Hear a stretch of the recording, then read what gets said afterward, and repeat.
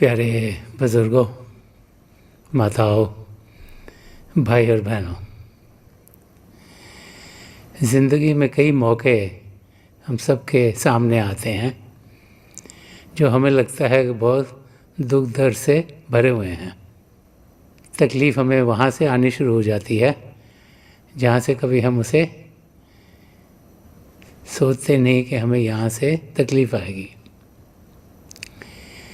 होता है कोई नज़दीकी कुछ ऐसा कह देता है जो हमारे दिल को लग जाता है। कुछ काम पर कुछ अनबन जिनके साथ काम करें उनके साथ हो जाती है। जहाँ हम रह रहे हैं हमारे नेबरहुड में कोई तकलीफ़ हमारे सामने आ जाती है, तो इंसान सोचता है कि इन तकलीफ़ों के साथ हम सामना कैसे करें। इंग्लिश में एक मुहावरा है कि when life gives you a lemon, make lemonade। कि अगर ज़िंदगी हमें एक खट्टी सी चीज़ दे, जैसे कि नींबू है, तो नींबू को सिर्फ वैसे ही हम ना रहने दें, उसमें मिठास को डालें और शिकंजी बनाएं। ज़िंदगी में तकलीफ़ें ज़रूर कहीं ना कहीं से आती हैं, लेकिन उन तकलीफ़ों का सामना इंसान ने कैसे करना है ये हम पर निर्भर है। इंग्लिश में ये जो मुहावरा सुनाया जाता है, ये तब कहा जाता है कि जैसे जब कोई हम चीज़ खरीदते हैं और जो वो चीज़ हम खरीदते हैं जो उसे करना चाहिए वो करती नहीं। जैसे कि आप एक नई कार खरीदो, तो जब नई कार खरीदते हैं हम, तो हमें लगता है हर एक चीज़ सही होगी, लेकिन जब उसे चलाने लगते हैं, अगर कोई आवाज़ें आती हैं कार में से, या ब्रेक्स ठीक नहीं लग रही, या एक्सेलरेशन ख़राब हो रही है, या कार में कुछ और गड़बड़ हो रही है, तो बोलना शुरू कर देते हैं कि दिस इज़ अ लेमन, कि एक नींबू के माफ़क है। और बहुत सी बार इंसान चीज़ जब खरीदता है सोच समझ के खरीदता है, लेकिन जब उसे इस्तेमाल करता है तो वैसे चलती नहीं जैसे कि वो चलनी चाहिए। तो उस हालत में क्या करें? अगर उसके बारे में सिर्फ हम क्रिटिसाइज़ ही करते रहे, रोते पिटते ही रहे, तो उसका कोई फ़ायदा नहीं होगा। तो तभी ये मुहावरा बनाया गया है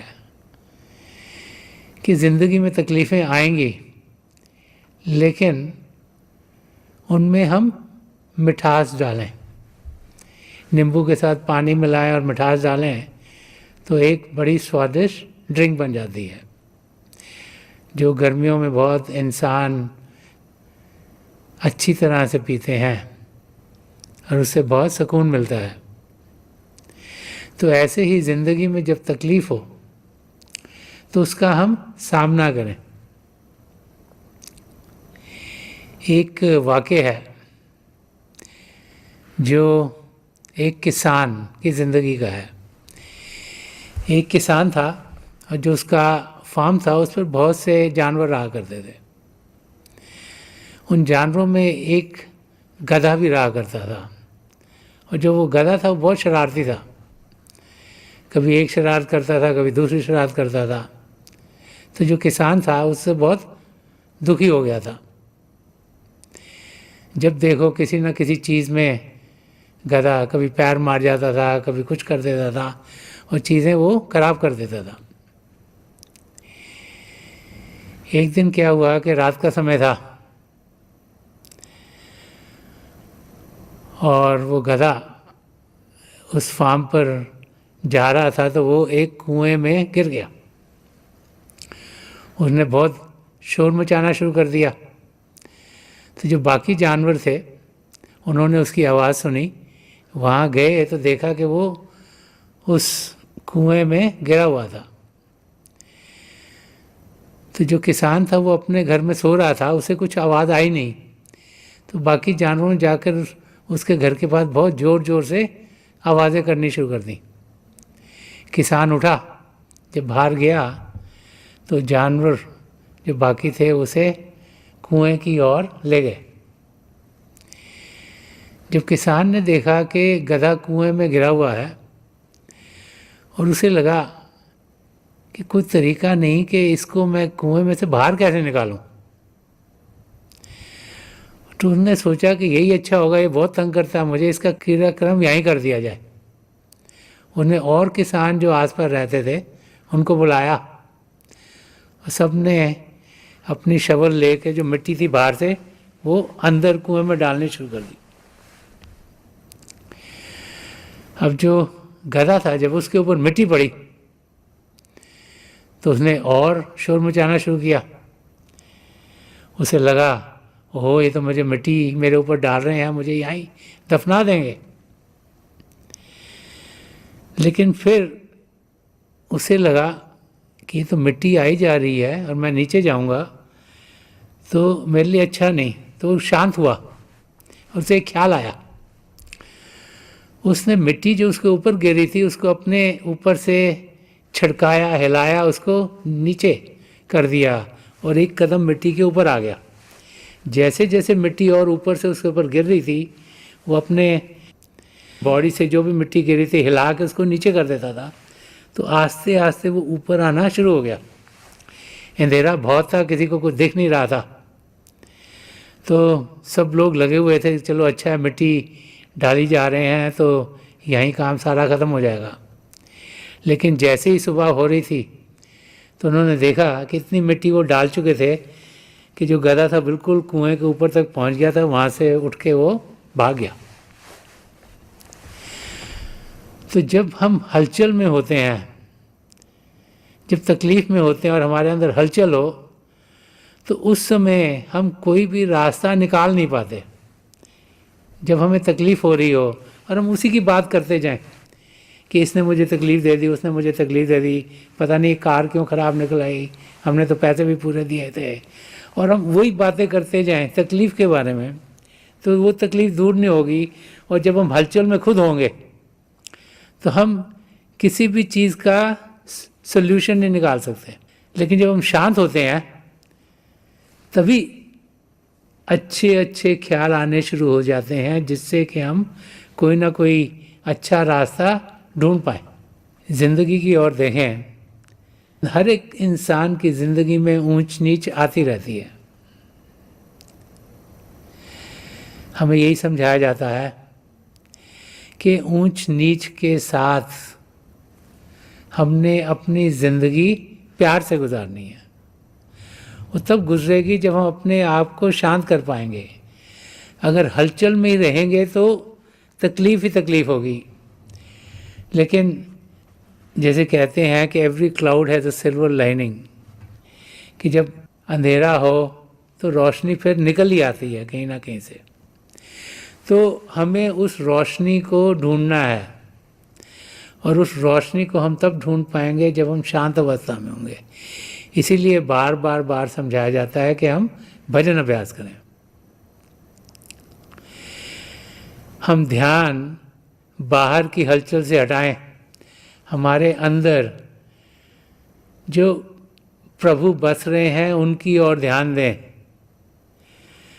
जो शांति का भंडार हमारे अंदर है, जो प्रेम का समुंदर हमारे अंदर है, हम उसके साथ जुड़ें और अपने आप को एक सच्ची सुच्ची ज़िंदगी जीने की ओर कदम बढ़ाने शुरू कर दें।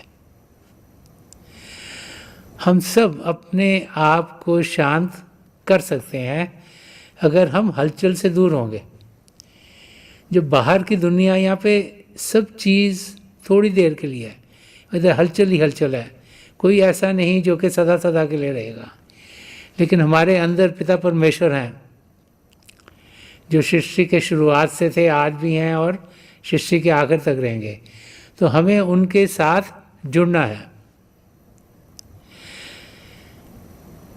जब इंसान की ज़िंदगी में तकलीफ़ आती है तो उसका विश्वास हर एक चीज़ से उड़ जाता है। इंसान सोचता है कि मेरे साथ ही ये क्यों खराब हो रहा है। औरों के लिए तो शायद चीज़ें ठीक हैं, बट हम लोग यही सोचते हैं कि लगता है कि सारी तकलीफ़ें हमें ही आ रही हैं। और प्रभु की ओर से भी विश्वास इंसान का उठना शुरू हो जाता है। लेकिन हमें ये जानना है कि जो कुछ भी हमारे साथ हो रहा है वो हमारी बेहतरी के लिए हो रहा है। हमारे पिछले कर्म क्या थे उसकी हमें जानकारी नहीं है। तो कई चीज़ें इस ज़िंदगी में होती हैं जो हमारी समझ के दायरे से बाहर होंगी, लेकिन वो भाई बहन जिनका विश्वास पूरा पिता परमेश्वर में होता है वो इस भव सागर को पार कर ही जाते हैं। अब अगर आपके पास कार हो और आपके पास ड्राइवर हो कार चलाने का, तो जब आप ड्राइवर कार चला रहा, आप कार में बैठे हैं, उस वक़्त आप फिक्र नहीं कर रहे कि वो ड्राइवर आपको जहां आपने पहुंचना है वहां तक पहुंचाएगा कि नहीं पहुंचाएगा। आपको विश्वास है कि वो ड्राइवर आपको वहां पहुंचा देगा। अगर आप ट्रेन में बैठे हों तो आपको विश्वास है कि जो ट्रेन को ऑपरेट कर रहा है, जो ट्रेन का ड्राइवर है, वो गाड़ी को आपको जहाँ पे आपने जाना है उस सिटी में पहुँचा देगी। जब आप हवाई जहाज़ में चढ़ते हैं तो आपको विश्वास है कि जो पायलट है वो जहाँ भी जिस भी कंट्री में आप जाना चाहते हैं वहाँ पे आपको ले जाएगा। हम इन लोगों पर विश्वास करते हैं।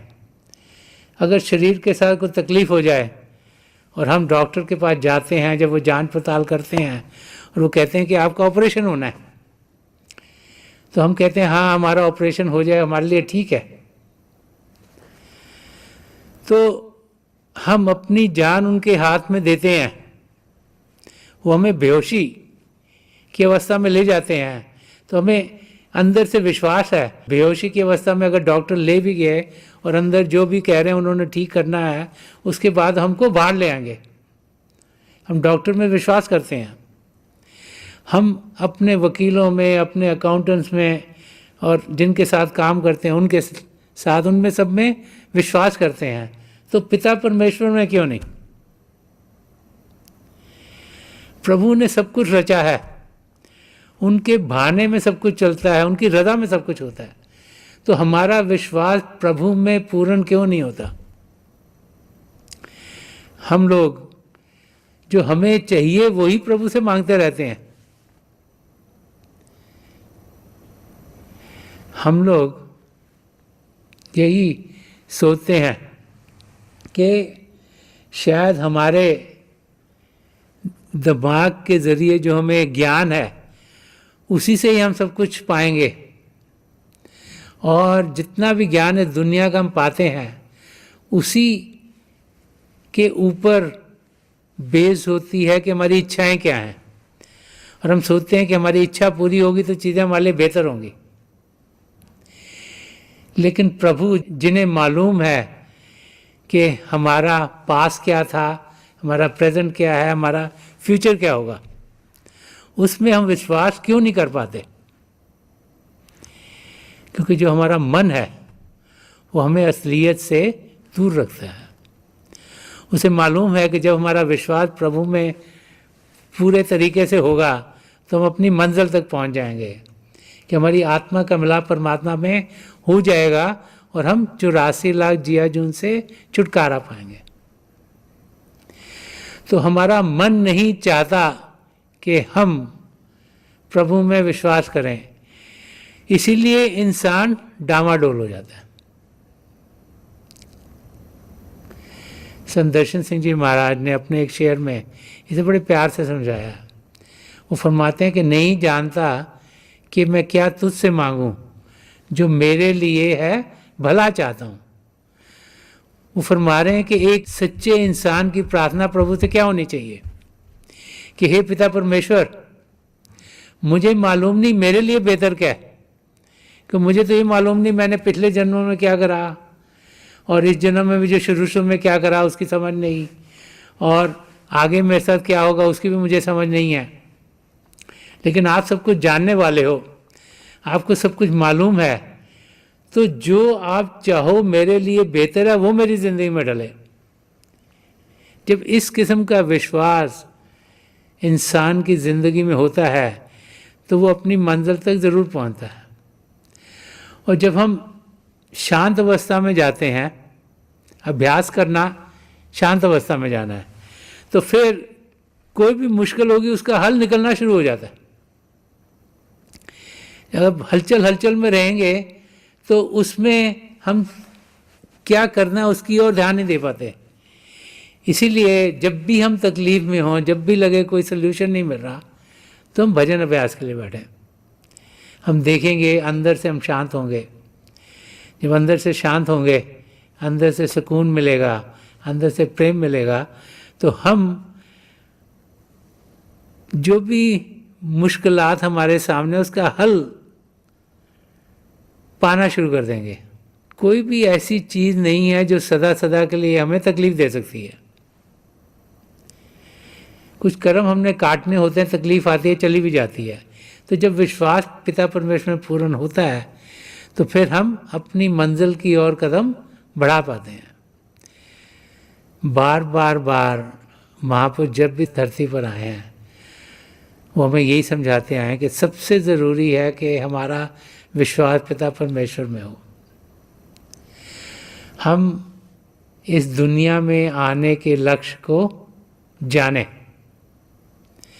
हम जानें कि ये मौका हमें दिया गया है अपने आप को सही रूप में पाने का, जो कि हमारा आत्मिक रूप है, और उस आत्मा का मिलाप परमात्मा से कराने का। ऊंच नीच जिंदगी में आएगी, ये हम मत सोचें कि कोई तकलीफ नहीं आएगी, क्योंकि जो हम चाह रहे हैं हमारी मर्जी के अगर मुताबिक चीज़ जो होनी है वो हमारे लिए बेहतर नहीं होगी तो वो नहीं होगी हमारी ज़िंदगी में।